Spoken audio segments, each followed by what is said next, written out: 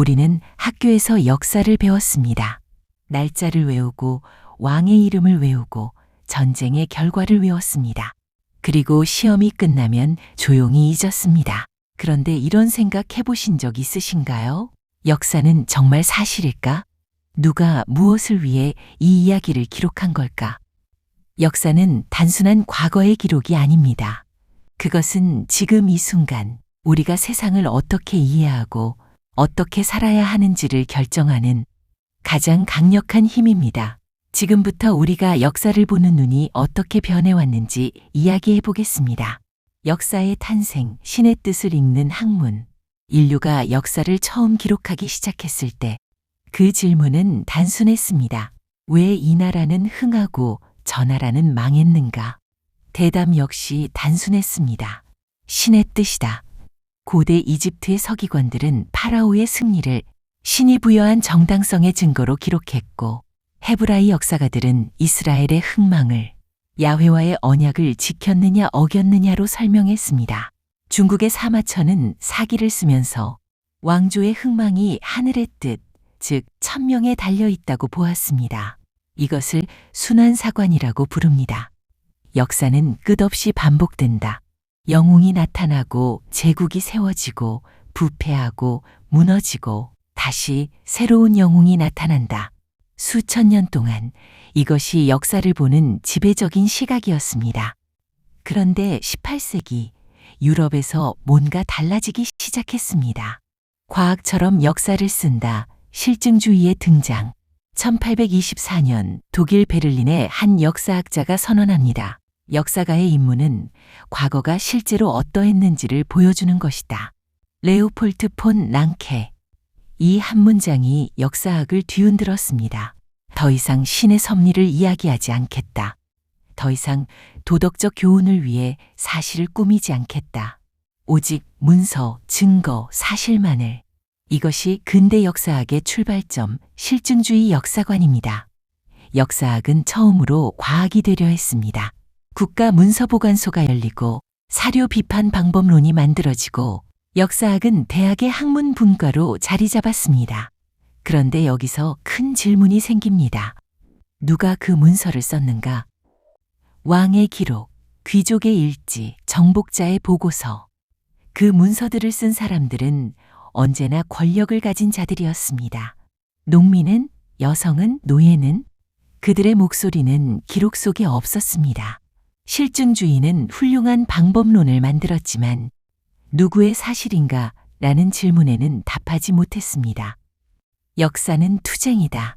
마르크스와 유물사관.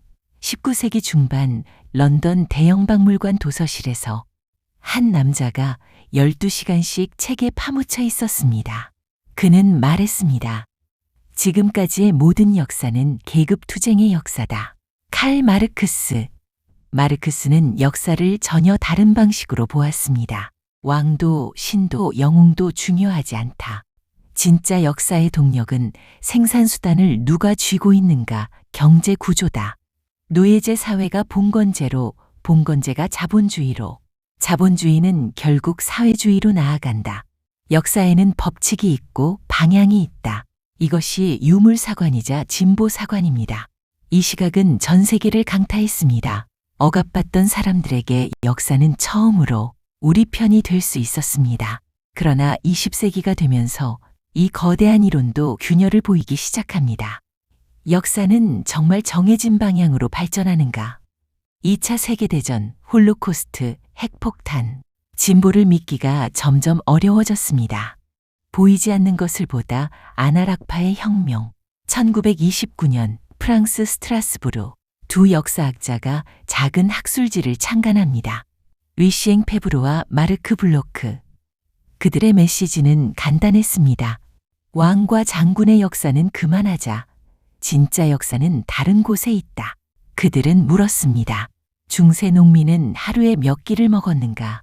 14세기 사람들은 시간을 어떻게 인식했는가? 패스트가 유럽을 덮쳤을 때 사람들은 무슨 생각을 했는가?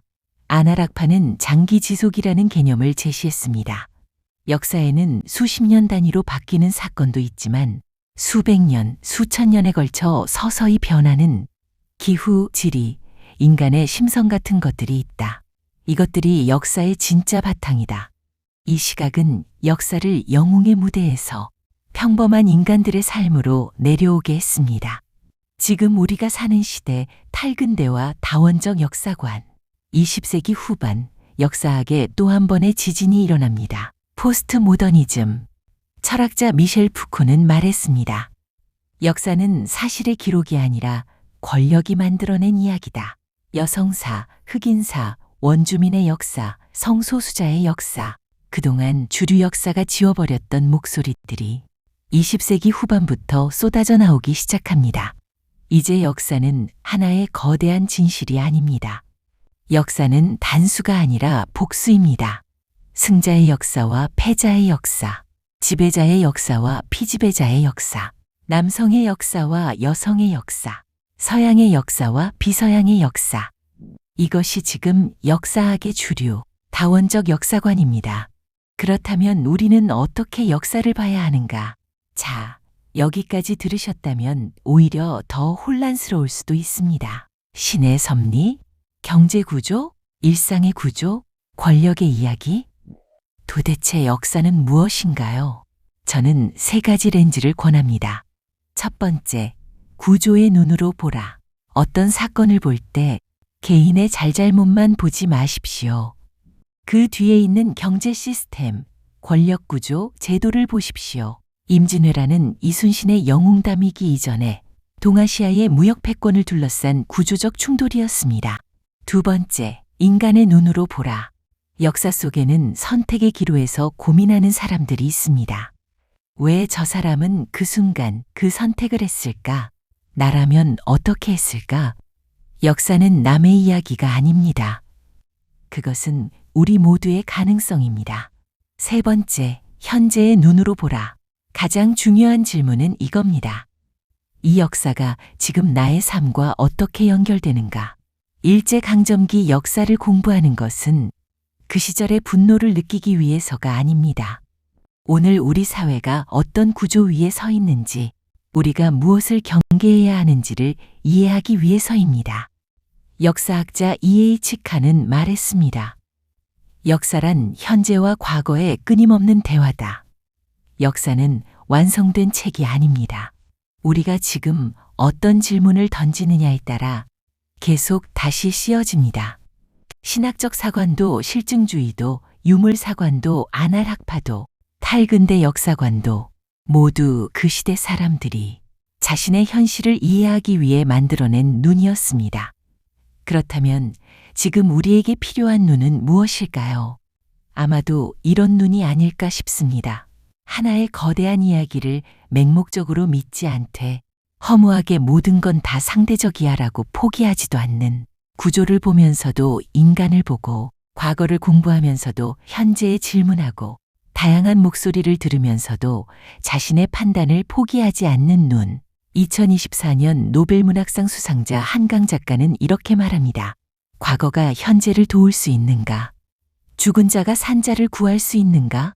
사랑이란 어디 있을까? 팔딱팔딱 뛰는 나의 가슴 속에 있지. 사랑이란 무엇일까? 우리의 가슴과 가슴 사이를 연결해주는 금실이지.